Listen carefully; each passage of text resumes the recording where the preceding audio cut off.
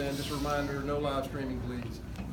Yeah, I first want to take a chance to be opportunity to thank our fan base once again for turning out. I thought the dog walk was awesome. I was concerned might not be as many people there, and there were. The fans were just as loud as they ever are, and turned out even with the heat and the climate we had. So very fortunate to have the fan base we have. Our kids came out.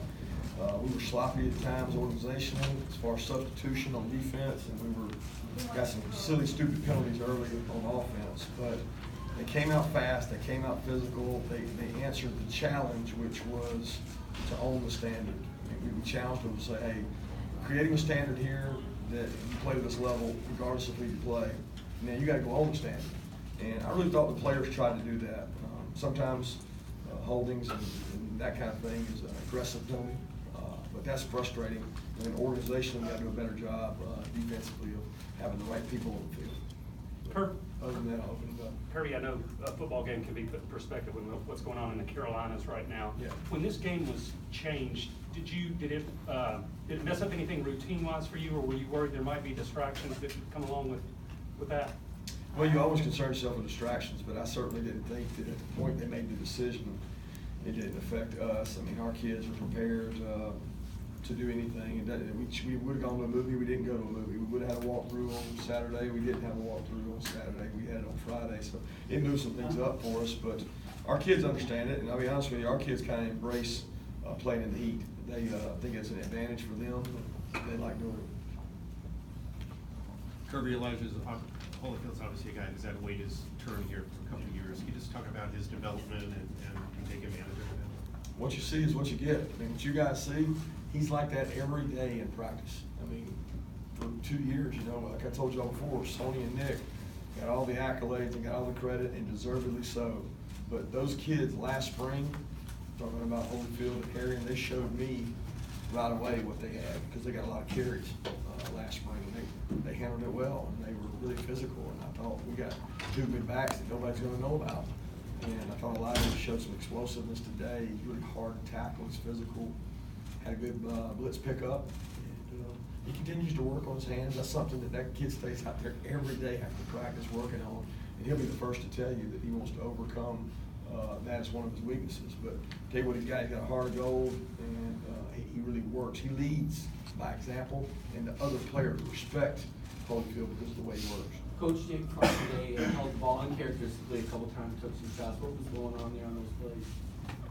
You say he held the ball and took some shots? Yeah, uncharacteristically. Yeah, in the end zone, and then he got sacked. Yeah, one time we got beat in protection, so that was on the protection. We're in a basic protection, 7-man protection. He should be protected. He should be able to hold the ball. The other one, they played a coverage that took away what we did on the route structure, and he had nowhere to go with the ball. We'd love for him to throw it away a little earlier and not take the sack there, the second one. Kirby, how much were you emphasizing the return game, trying to break one this week, and was it nice to see McCall finally do that? Absolutely. I mean, I feel like we worked so hard on it. We take so much pride in it. We had not got return on investment, and we got some return on investment today. It didn't surprise me. It's not because we saw some kink in their armor. We worked really hard on that. Miko works really hard. We spend so much time in practice. And the sad thing is the guys that don't get the credit are the guys that do all the blocking up front. You know, with Miko, made some people miss. Miko didn't get touched for the first 10, 15 yards. And a lot of that has to do with Jason Stanley and Tyler Simmons, who I continue to rave about with their selflessness and their ability to block. Those 2 guys do on punt return what very few guys in the country can do, which is win one-on-one battles. Miko said that while the ball was in the air, he could hear you yelling about, did you see it coming? Did you know that was? Yeah, we felt like if the kid gave us a kick that we could return, we were going to have a house call. We had all talked about it. We had all said it was going to happen this game, and it happened. So it comes from a lot of reps went into that. DeAndre Baker playing right now for you. You've coached a lot of great DBs. Where would you put him right now? No, I wouldn't say today. I don't know that he got challenged. I mean, he got a pick. I guess that's what you're talking about. But that was more of a zone coverage that he was able to read the quarterback's eyes and get a big pick. So that was big. But I have to reserve judgment. I didn't see how he played today. I mean, I know last week how he played. He played really good. He's a good player. But I don't know today because I don't know that they challenged him much out there. Coach, in terms of Justin Fields, what led to getting him earlier action and the hit that he took in the second quarter? I know against Austin Peay a couple weeks ago, y'all asked him to take some fewer hits, it's the same thing. We ask him that all the time. We ask all our players, I mean, all our quarterbacks to not take hits. We'd prefer them not. I think he was at a point there where he probably didn't have many options. He was trying to get first and trying to create something with momentum there in a 2-minute drive. So the situation just arose like it did. But as far as playing for him, he had a good week of practice. He was really locked in. He was really focused. He prepared really well, and we think he's a good player.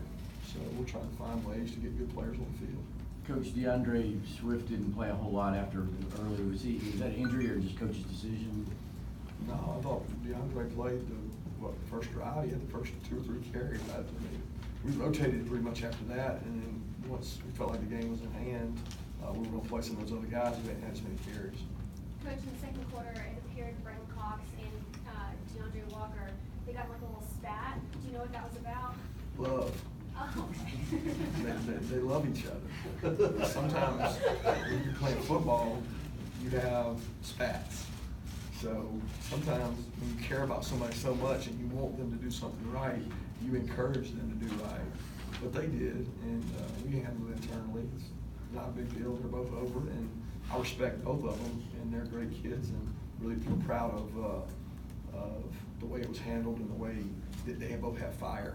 The best teams I've been around, I sat in that stadium right there and when I was in Alabama and watched 2 players about kill Reuben Foster because he gave up an 80-yard run to Nick Chubb, and I knew then that we had a special defense.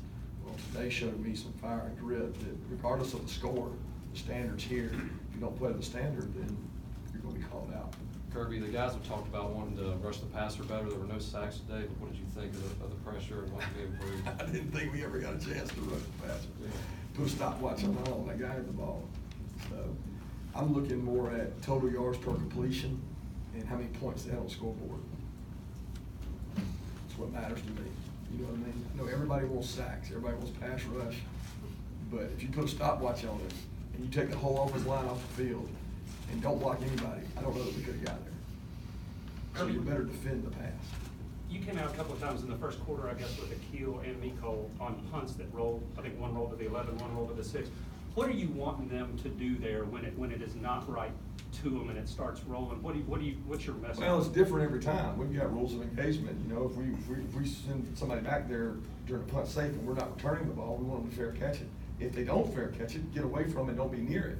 So in Akil's case, we don't want him around a bouncing ball. The ball is oval last time I checked. It does not roll like a basketball. So it can hit and kick and chew, and then we lose possession. It's called a fumble. We don't want those. So what we would like to do, is have him get away from the ball, and that's what he's coached to do.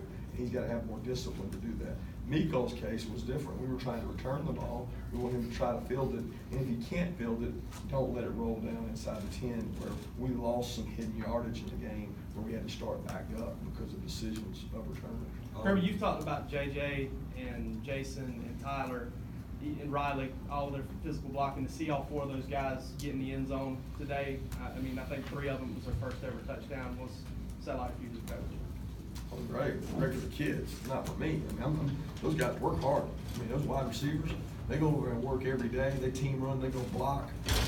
And in this offense, you will continue to get rewarded if you are physical and you block. And those guys are physical and they block. And you will be rewarded if you do those things. And they were rewarded for their physicality and how hard they work.